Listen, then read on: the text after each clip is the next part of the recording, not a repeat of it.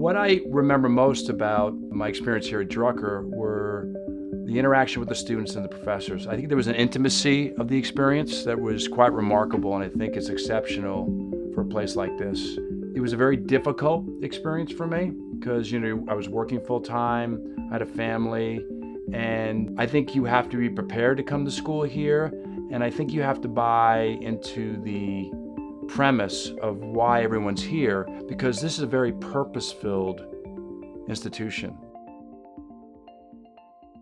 I think the purpose here is making sure you know what the mission of your business is, really understanding who you are as a business and who your customer is. I think a lot of times in business we lose sight of that, one or the other, or sometimes both.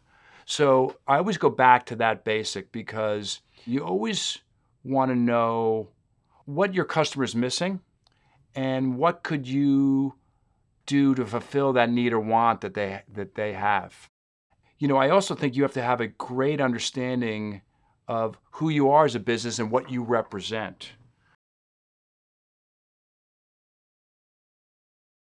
After attending Drucker, it had a profound effect on how I manage people. I think I'm a more mindful manager, but I also think I'm a much more strategic manager. Before, any idea felt good. I just was throwing, spitballing, and now I think it through a lot more. As an innovator and a creator, I'm always trying to figure out, okay, beyond the initial idea, how do we make money? Is this good for our business?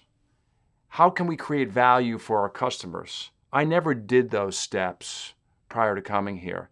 And I think that I've become much more strategic in my thinking and using some of the principles of strategy to make sure that instead of just contributing or throwing in an idea just for the sake of doing it, that I'm throwing one that will create value not only for our company, but our employees and our customers. I am a nonfiction television and media creator and producer. So people ask, like, what does that mean? Well, we do everything, and that means from the inception of the idea to the development of it to the pitch, and if the pitch gets a sale, we make the deal, and then we pre-produce the show, we produce the show and shoot it, we post-produce and edit it, and then we deliver it. We do everything. So we're a part of the entire process there. And the reason why we do everything is because the kind of shows that I produce are cheap compared to scripted shows. They usually require real people. They don't require these big, massive crews, lots of lights and cameras and locations, or expensive actors and things of that nature. And it's usually non-union. So I am in a high volume, low price marketplace. But people seem to like the kind of programs that we produce.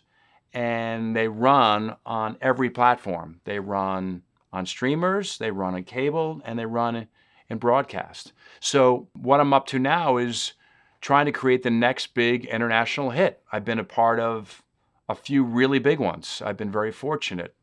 American Idol, America's Got Talent, Deal or No Deal, Fear Factor, Extreme Makeover Home Edition, Big Brother.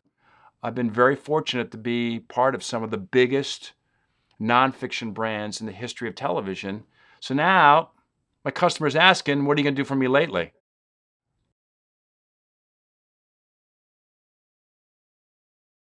Well, I hope someone gets inspired to maybe join the creative industries. I think we're in sort of the epicenter of the entertainment business. And I think that this area affords a lot of opportunities for really smart, educated, knowledge workers. I think it's even growing. A lot of the Silicon Valley tech companies have now invaded Hollywood and are providing incredible opportunities for really bright, motivated, creative people. And we need the next big hit creators, or we need the next great financial gurus who can come up with economic models that can improve our business. Because the business of storytelling is the ultimate in Americana. Think about it. We have done a brilliant job as Americans telling stories and exporting them all over the world. And it says a lot about us as Americans. We've got to continue that. I think the business is going through dramatic changes. We call this, we learned it here, creative destruction. You're seeing the demise of certain platforms and the elevation of new ones. In that fallout, there's always a need for talented, smart, educated, knowledge workers who can solve the problems and innovate for the future.